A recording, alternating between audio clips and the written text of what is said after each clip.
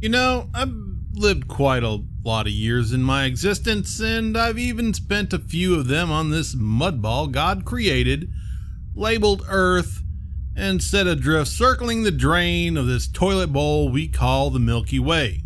And in all that time, we humans have produced a pretty sizable amount of movies that tell stories of a biblical or theological nature, stories of history or what was. These 10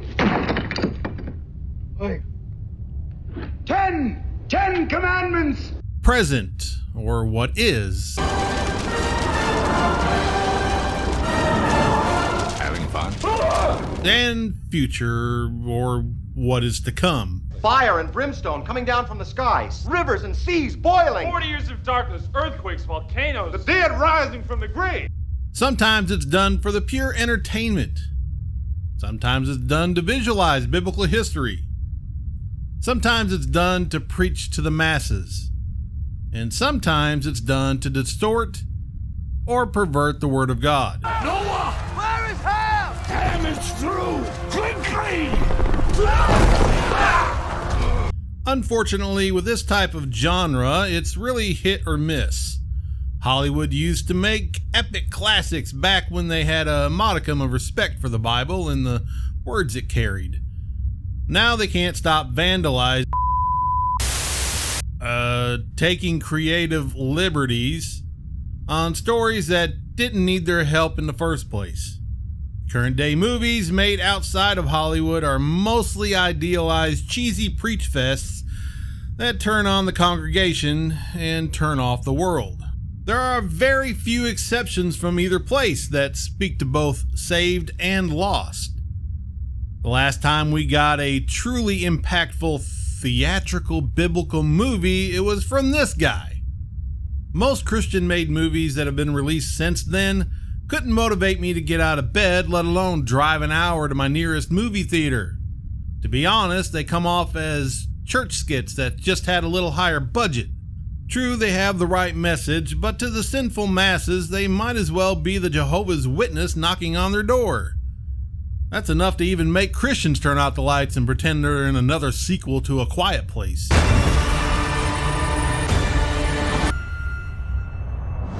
But today, dear movie-going audience, we have a new entry into the world of the Christian-made movie genre, Nefarious. It's billed as a prequel or lead-up to the bestseller book A Nefarious Plot by the Blaze TV and podcast host Steve Deace. It's about a serial killer named Edward, who's sitting on death row waiting for his execution, and on the day that's supposed to happen, he claims to be demon-possessed. Now, by law, they need to bring in a licensed psychologist to ascertain if he's mentally stable to receive his just rewards. Everyone wants poor Edward to fry, but the shrink just wants to get to the truth of the matter. When the good doctor arrives and has a sit down with Ed, that's when this fuse gets lit. Most of the movie is centered on Nefarious and James, the psychologist, in a manipulative conversation about theology, right and wrong, good and evil. Dogs and cats living together, mass hysteria. Okay, maybe not that deep. Now, it's a dialogue-driven story that some have said is a homage to the Screwtape Letters. But being a functional illiterate, I really can't attest to that. What I do know is this movie had me hooked from the moment James sat down across from Nefarious. So much so, even though I went number 1 right before the movie started, 15 minutes in, I had to go again. Why? Don't know. But I managed to hold off taking that tadpole to Tinkletown for another 10 minutes. But like all who get tortured,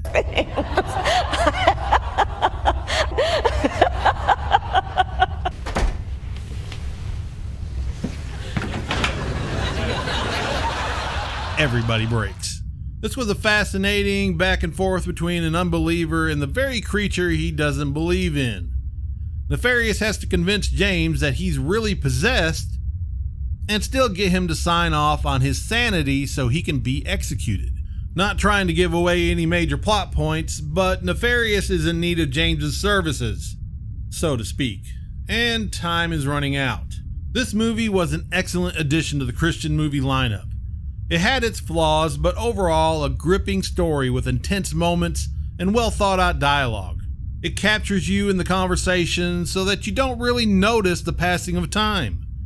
Except for the potty break, I never was bored or even looked at my phone. Not that I would have in a movie theater. that would be so rude. It managed to put forth its biblical message without being too preachy, although it rode the line a couple times. Look, if you're going in expecting not to get a biblical message by Christians making a Christian movie, well, you're only fooling yourself. It was masterfully written from the perspective of hell itself and those who dwell in it. If you buy into even the premise of heaven and hell, this would be the truth of it, or the closest thing to it. This brings you some insight to how things work in their world, how much they detest God's creation. For instance, at times the demon would let Edward out to say something, and when he did, it was heart-wrenching. Nefarious wanted Edward to suffer as much as possible, and he made sure that happened repeatedly, giving a small glimpse into the torturous nature of what hell has to offer. I would like to watch it again to soak in anything I might have missed. Like I said, it was dialogue driven, and that means your brain has to move fast with the paces of the conversation, and you don't have much time to think about all the nuances of the subject matter. The actors really knocked it out of the park on this one. As top-notch as Jordan Belfry was in his role, the MVP of this film has to go to Sean Patrick Flanery. His portrayal of Nefarious and Edward put me over the moon. This was not just two average Joes sitting in a room exchanging lines like a couple of robots. No, Mr. Flanery dug in and found that sweet spot between heaven and earth to channel his inner demon. Although James took the entire movie to be convinced of what he was saying is true, he would have had me at hell. Oh. But as good as this film is, it's not without its flaws. First off, as much as they tried to make this look cinematic, they got as close as they could without actually getting there. It still has this slight made-for-video feel. Now, I fully understand this was severely low budget, and yes, a few million more probably could have done it a world of good, but you have to play the hand you're dealt. So I kind of got to give that a pass. Second, there's a plot hole that I picked up on in just the one viewing. During the conversation, Nefarious explains that it takes time to completely take over and possess someone. Lots of influence and life choices that open someone to the possibility of possession. But a couple of times in the movie, people were taken over without any indication of living a kind of life that would warrant such a thing to happen.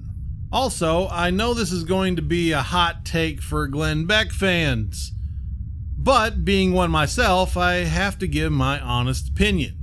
I didn't really think they stuck the landing with the end of the movie. The whole interview with James and Glenn didn't really fit for me. The tone and feel of the scene felt disjointed from the rest of the movie. Now, I love Glenn, I watch him every day, but it just didn't work for me. If I may, I've had time to ponder this, and I think I've come up with a couple of ways it could have been better. Either the interview should have taken place with Beck in his dark room, one-on-one interview podcast with a more nuanced and detailed script. It had the dark ambiance and feel that would have fit in with the rest of the movie. Or it should have taken place at a book signing with a Q&A session. You could have gotten the pertinent questions needed to expand on the book and where he was mentally and spiritually.